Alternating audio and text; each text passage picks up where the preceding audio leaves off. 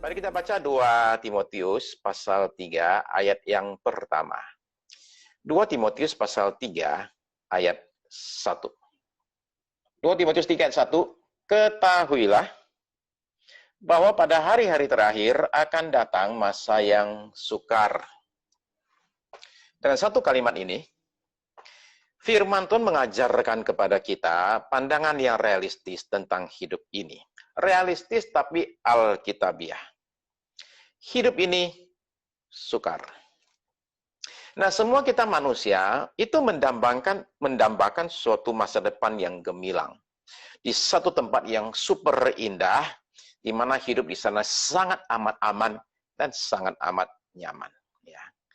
Nah, itulah yang manusia cari. Hidup bahagia dalam kekekalan. Alkitab sendiri menyebut tempat itu sebagai sorga. Dan berikan kepada kita gambaran yang cukup rinci sorga itu seperti apa. Ya. Nah, tempat yang indah sekali, di mana di sana tidak ada air mata, tidak ada sakit penyakit, tidak ada kesusahan, tidak ada perkabungan, tempat yang sangat amat indah sekali. Dan kita semua diberikan jaminan di dalam Tuhan Yesus Kristus untuk diberikan satu tempat di sana. Itu jaminan kita, itu keinginan kita. Tapi sementara menantikan tiba di sana, Alkitab berikan kepada kita satu gambaran yang juga tentang hidup ini. Ya, hidup di dunia ini akan sukar, ya, akan datang masa yang sukar katanya. Ya, nah dia mengatakan bahwa itu akan terjadi pada hari-hari terakhir, pada akhir zaman. Ya. Nah, kapan akhir zaman itu? Akhir zaman sudah dimulai 2000 tahun yang lalu. Persisnya kapan? Persisnya ketika terjadi pencurahan Roh Kudus. Karena pada waktu itu Petrus berdiri dan berkata demikian. Petrus berkata bahwa akan terjadi pada hari-hari terakhir. Jadi mulai saat itulah akhir zaman itu sudah mulai gerak. Jadi sekarang setelah 2000 tahun berlalu, saudara dan saya sudah tiba di ujung akhir zaman. Ya. Nah, hidup di akhir zaman akan tambah sulit karena beberapa hal. Yang saya lihat adalah begini. Kemajuan teknologi akhir zaman. Ya. Nah, teknologi jelas membuat hidup kita semakin gampang. Tapi pada saat yang sama saya mesti mengatakan buat hidup kita semakin sulit juga. Teknologi, contoh teknologi komunikasi membuat kita lebih gampang koneksi satu dengan yang lain, ya. Dan juga adanya yang namanya internet itu juga membuat pengetahuan kita tersedia buat kita yang pengen belajar apa saja, ya. Nah, teknologi itu membuat hidup gampang, tapi teknologi juga membuat hidup akan jadi sangat amat rumit sekali, ya. Karena pekerjaan tertentu itu akan diambil alih oleh yang namanya mesin. Maaf. Mesin atau robot. Ya. Jadi manusia sekarang harus belajar mengendalikan robot. Nah, lama-lama manusia mesti tidak lagi belajar mengendalikan robot, tapi bekerja sama dengan robot. Dan lama-lama manusia akan bekerja jadi bawahannya robot. Lama-lama pekerjaan akan diambil alih oleh robot. Inilah yang dilihat oleh satu orang pendiri satu perusahaan komputer bernama Sun Microsystems. Beliau mengarang satu artikel yang judulnya begini, The Future Doesn't Need Us. Masa depan tidak memerlukan kita. Kalau tren komputer yang sekarang, teknologi sekarang diikutin terus, pada suatu saat hidup ini, dunia ini tidak memerlukan manusia lagi. Tapi semua akan dijalankan oleh mesin semua. Terus manusia gunanya ada untuk apa? Itu pertanyaannya. Nah, jadi saudara sekalian, beberapa orang berusaha lihat ke depan dan mencari tahu hidup itu jadinya seperti apa. Yang saya cuma bisa katakan begini, bangkitnya mesin, ya, dan kemudian yang namanya kecerdasan buatan, itu akan membuat dunia ini jadi beda sekali. Ya, karena mesin makin lama makin canggih dan mengalahkan manusia. Tapi juga kita melihat dalam hari-hari ini kejahatan manusia dan keserakahan manusia itu semakin menjadi-jadi. Dunia ini hari-hari ini bukannya tambah jadi aman. Ya.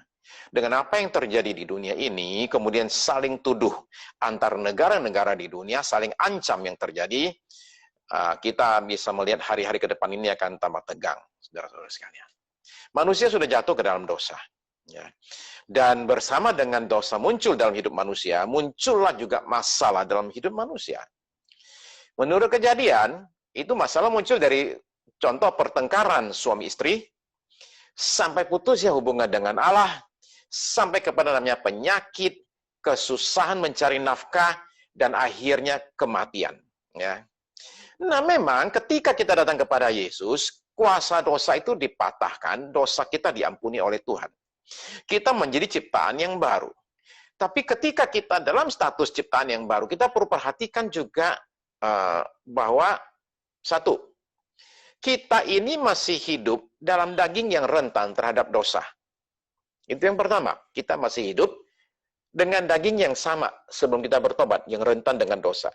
Tapi yang kedua, kita juga hidup dalam dunia yang masih ada dalam cengkraman dosa.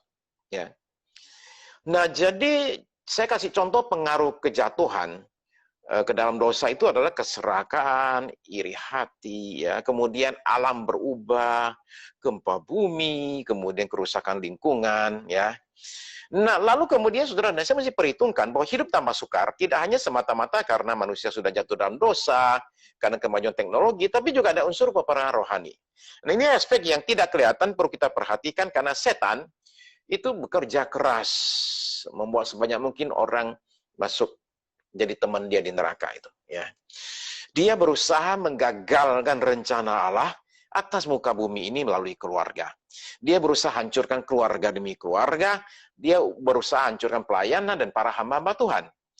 Nah, jadi karena itu, saudara sekalian, begini, saya berharap saudara-saudara bisa ikuti, saya punya pola berpikir, logika saya ya, begini. Mungkin saudara-saudara akan merasa bahwa saya ini orangnya itu pesimis. Bahwa saya bicara soal kesukaran. Tapi saudara-saudara sekalian, saya baca Alkitab soalnya. Kitab Wahyu itu isinya kesukaran semua. Itu isinya bencana semua itu. Ya. Ketika di ujung lah, baru kemudian kita ditunjukkan sorga. Di situ baru gambarannya berubah. Ya. Nah, saya berharap dengan jalan kita memahami realita ini, kita akan hidup dalam realita. Ya. Entah kita dalam Kristus atau di luar Kristus, entah kita bertuhan atau tidak bertuhan, hidup jelas akan tambah sukar. Ya, ini realita. Ya. Nah, banyak orang Kristen barangkali hidup dalam suatu impian ketika menjadi Kristen. Hidup bersama Kristus adalah hidup yang luar biasa enak. Ya. Doa langsung dijawab, nggak pernah sakit, nggak ada uang, nggak pernah kalah dalam apapun juga, nggak ada masalah rumah tangga, kalau ada masalah tinggal teriak sama Tuhan saja. Itu impian yang akan terjadi nanti memang, tapi tidak di dalam hidup di dunia ini, tapi hidup yang akan datang ketika Tuhan datang kembali ke muka bumi ini. Sementara menantikan sorga itu, saudara saya mesti terima pandangan ini, hidup tanpa sukar. Nah, kalau saudara terima ini, realita ini, saudara akan terhindar dari kekecewaan. Ya. Kalau saudara berharap A, terus mendapat B, saudara akan kecewa. Ya, seperti Yakub lah di Alkitab. Dijanjikan kawin sama Rahel. Tahu-tahu ketika besok pagi dia bangun, di sebelah dia bukannya Rahel, tapi Lea. Ya. Nah, saya berharap, kalau saudara berharap, oh hidup ini tambah enak dan gampang, saya merasa saudara mesti siap-siap kecewa. Ya. Justru karena kita menyadari bahwa oh hidup akan sukar, kita jadi tambah kuat.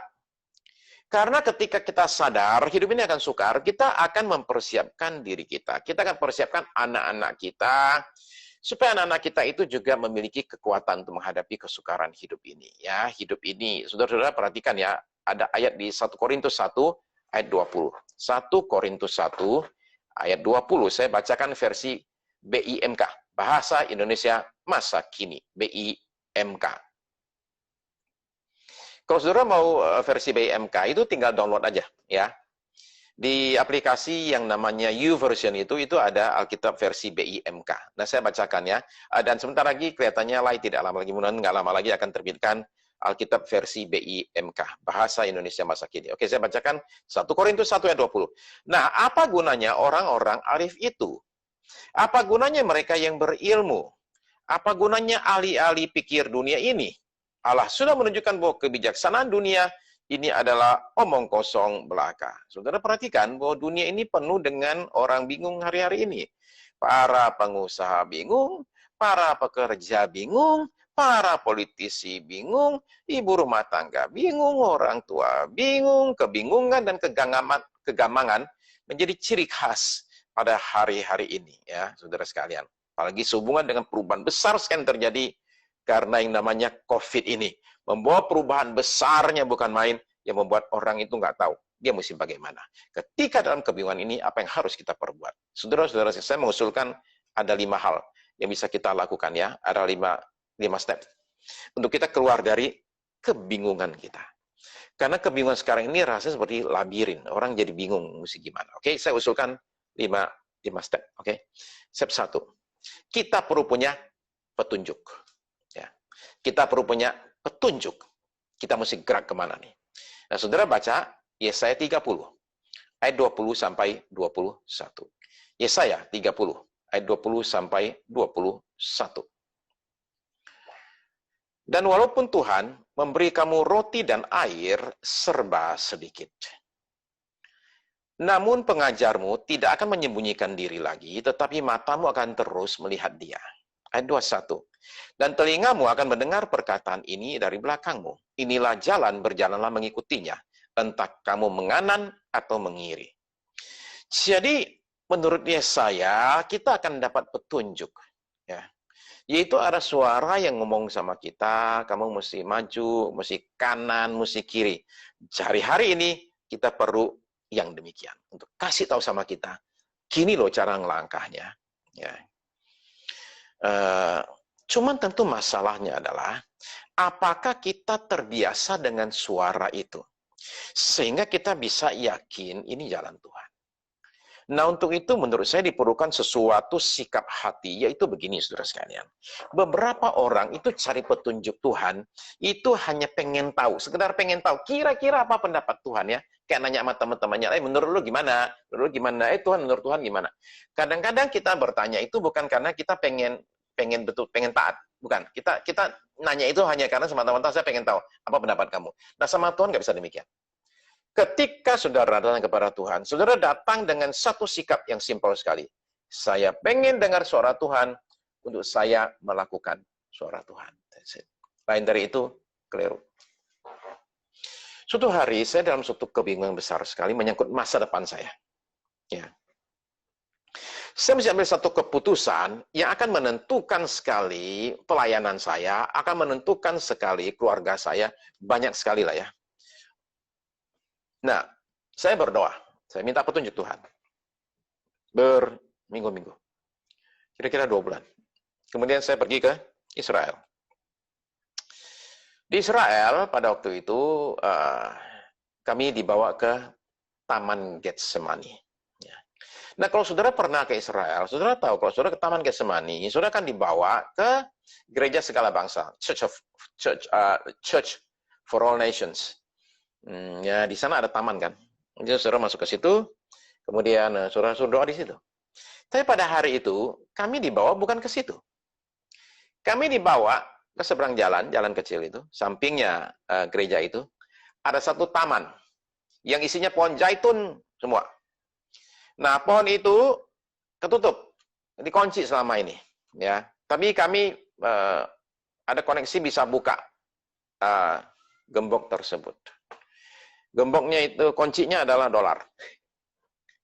Saya kok kasih duit, kita dikasih masuk ke situ untuk berdoa di bawah pohon zaitun. Oke. Nah, oke. Di bawah pohon zaitun jam 1 siang.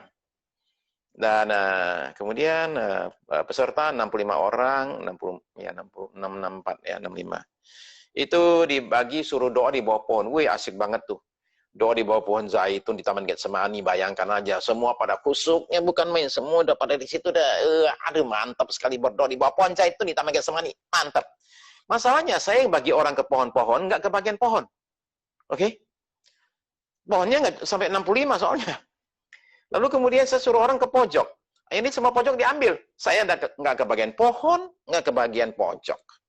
Jadi apa yang terjadi? Saya berdiri di tengah taman jam 1 siang. Tengah taman jam 1 siang, saya kemudian lihat ke langit. Dan kemudian saya bilang sama Tuhan begini, ini kata-kata saya. Tuhan, tolong kasih tahu sama aku ini mesti kiri apa kanan?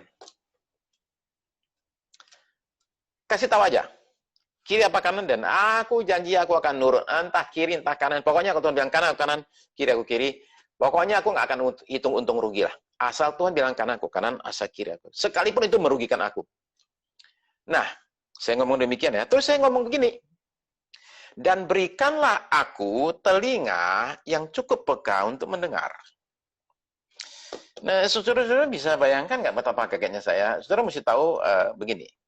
Saya bukanlah orang yang gampang ngomong, saya dengar suara Tuhan. Saya nggak gampang ngomong gitu. Kenapa? Karena saya tahu resikonya. Kalau saya ngomong, saya dengar suara Tuhan, Tuhan bicara sama saya. Tahu-tahu Tuhan nggak bicara, saya repot. Ya, mending saya hati-hati. Ya. Tapi saya kasih tahu sama saudara, pada hari itu saya yakin sekali, saya dengar suara Tuhan. Karena mendadak siang hari bolong kok, jam 1 siang, di tengah taman, mendadak saya dengar ada ngomong sama saya begini. Daripada kamu minta telinga yang peka untuk mendengar, kamu belajar taat saja, melangkah dengan membuta. Hari itu iman saya ditantang. Begitu saya dengar itu, saya langsung bilang, oke, terima kasih Tuhan. Saya ambil satu keputusan yang secara keuangan, secara kemanusiaan, bikin saya rugi besar. Pada hari itu, saya belajar satu hal yang penting sekali, saudara sekalian. Saudara dan saya mesti tiba pada satu titik, di mana kita mesti percaya bahwa Allah yang kita sembah itu, dalam Kristus Yesus, itu cukup besar, cukup punya kuasa, cukup mampu, cukup peduli untuk kasih tahu sama kita kalau kita salah jalan. Umpama dia mau kita ke kanan, tahu-tahu kita ke kiri. Kan salah tuh. Nah, kita mesti percaya bahwa kalaupun saya salah, Tuhan itu akan tetap saya tahu, sini, bukan situ. Kanan. Mesti tiba pada titik seperti itu, di mana kita meyakini Tuhan akan pimpin kita. Jadi saudara, saya nomor 1 dapat petunjuk. Nomor 2, kalau petunjuk nggak ada, saudara mesti dapat yang namanya hikmat, ya. Nah, hikmat itu tidak berupa suara. Hikmat itu adalah seringkali suatu dorongan dalam hati, suatu muncul di sini, kayaknya aku mesti ke kanan deh, kayaknya aku mesti ke kiri deh. Ya, kira-kira demikianlah. Atau saya mesti stop deh, atau saya mesti maju. Jadi nggak ada sesuatu yang clear, jelas. Saya contoh, Amsal 27 ayat 12, yang seringkali beberapa orang sekarang ini pakai ini ya, kutip ayat ini, Amsal 27 ayat 12. Amsal 27 ayat 12. Kalau orang bijak melihat malapetaka, perhatikan orang bijak ya. Orang bijak itu orang pasti orang berhikmat. Wise man. Kalau orang yang punya hikmat, yang punya wisdom, ya, punya hikmat. Kalau orang bijak melihat malapetaka, bersembunyilah ia. Tetapi orang yang tak berpengalaman berjalan terus lalu kena celaka. Jadi pengalaman hidup itu bisa membuat hikmat kita itu bisa bertambah. Nah, jadi kalau saudara jadikan berbagai pengalaman hidup kita menjadi satu pembelajaran, ya hikmat kita akan bertambah, ya. Kita akan menjadi orang-orang yang lebih baik. Saya bagi manusia ke dalam 3 kategori, ya, 3 kategori. 1, orang bodoh. Orang bodoh adalah orang yang tidak pernah belajar dari kesalahannya. Dia ulang lagi kesalahannya. Ya. Itu orang bodoh. Orang pintar di atasnya dia. Atasnya orang bodoh, orang pintar. Orang pintar adalah orang yang belajar dari kesalahannya sendiri supaya dia nggak ngulang. Ya, saya ulang ya. Orang bodoh adalah orang yang tidak pernah belajar dari kesalahan sendiri. Jadi dia bolak-balik Kesana terus, kena sana terus. Itu orang bodoh. Orang pintar adalah orang yang belajar dari kesalahannya sendiri, maka tidak terulang lagi. Tapi di atasnya orang pintar, itu namanya orang bijak.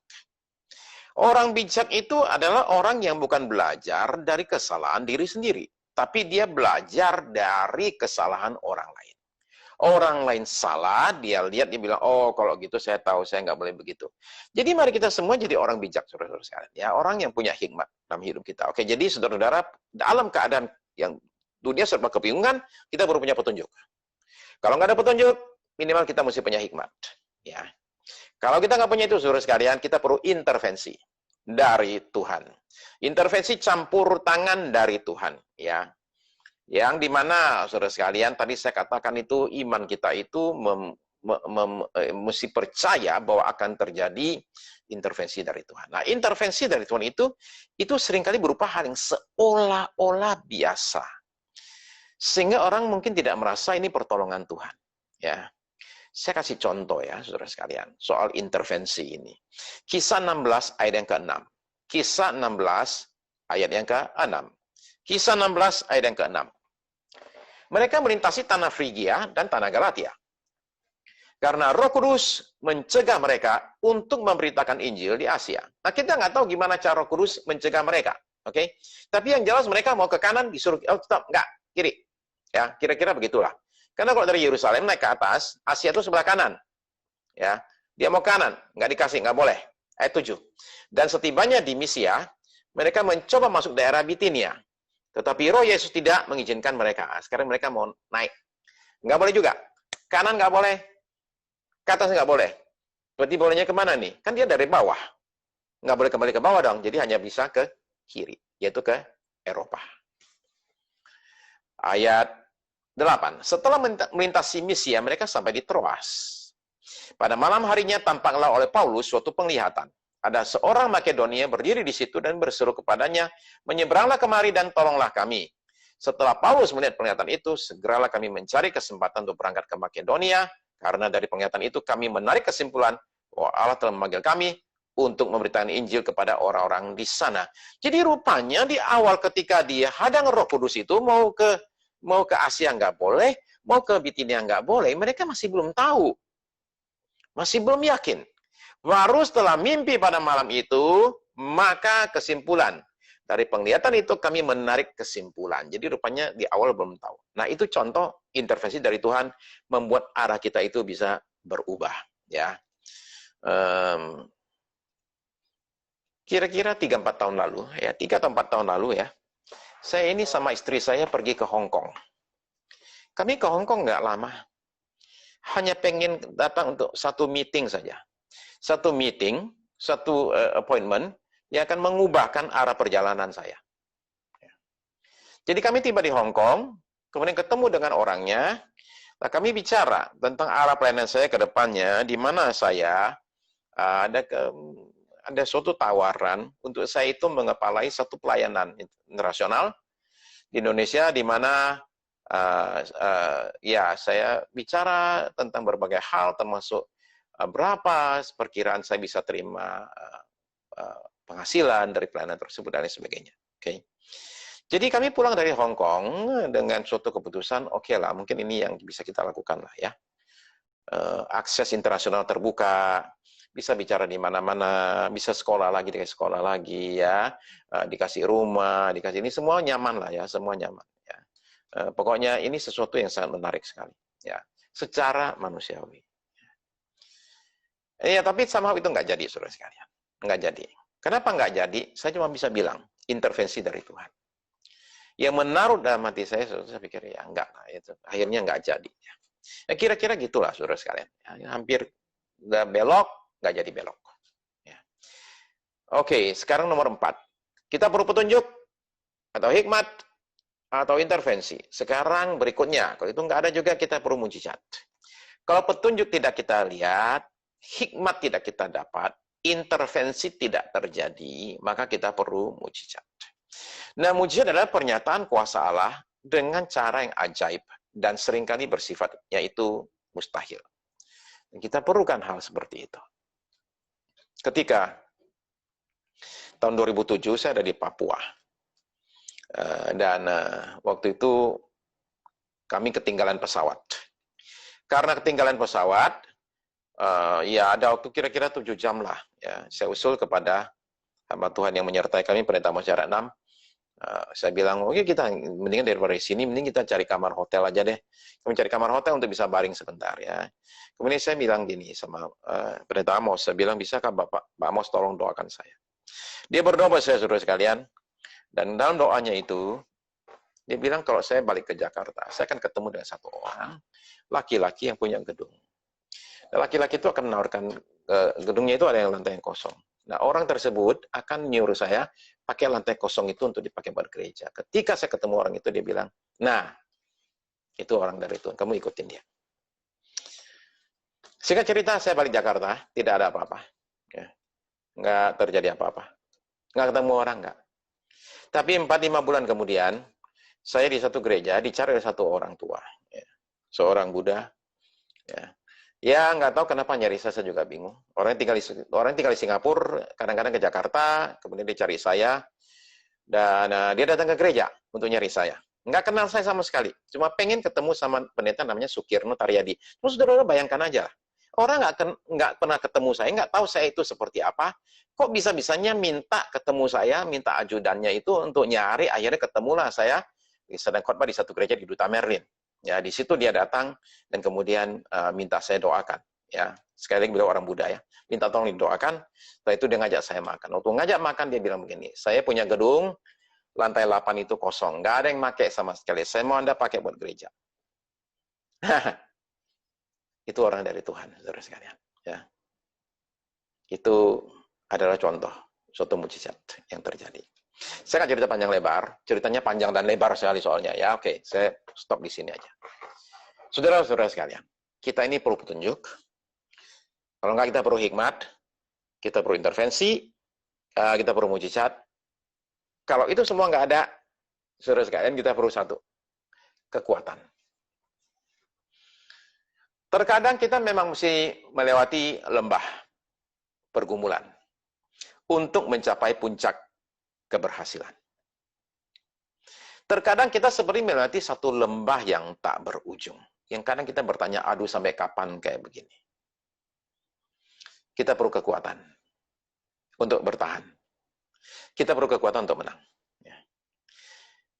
Kekuatan itu yang dimaksud itu adalah kekuatan dalam arti kitanya jangan lemah dan jangan melemahkan diri. Okay?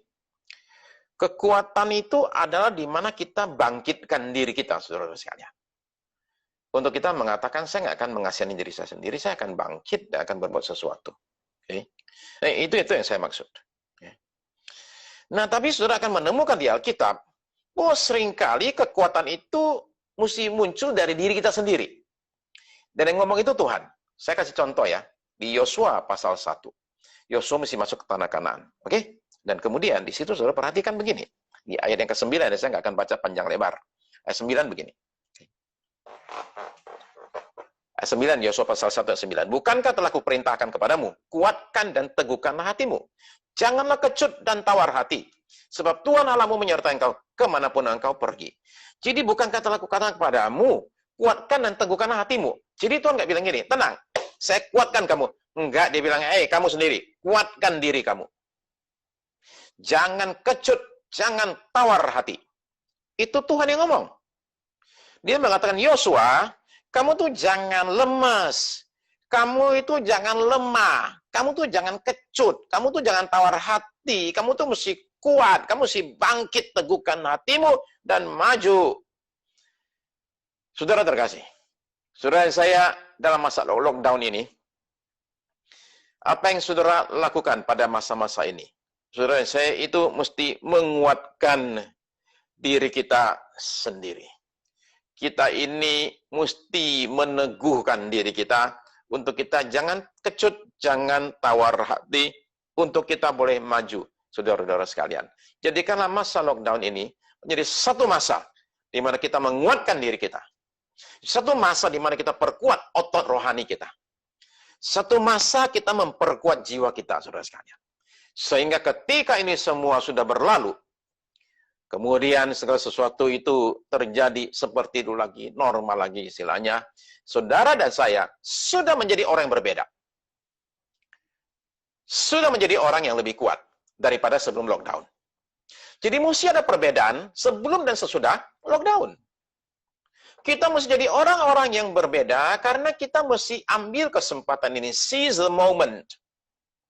Kita ambil kesempatan ini untuk kita jadi orang yang lebih baik, yang lebih kenal Tuhan, lebih cinta Tuhan, yang orang-orang yang punya kekuatan lebih, saudara-saudara sekalian. Saya mau tutup dengan satu cerita ya, kemudian kita akan berdoa ya. Saya bicara satu contoh tentang satu orang suster ya, yang di Baltimore, ini udah umur 85 tahun.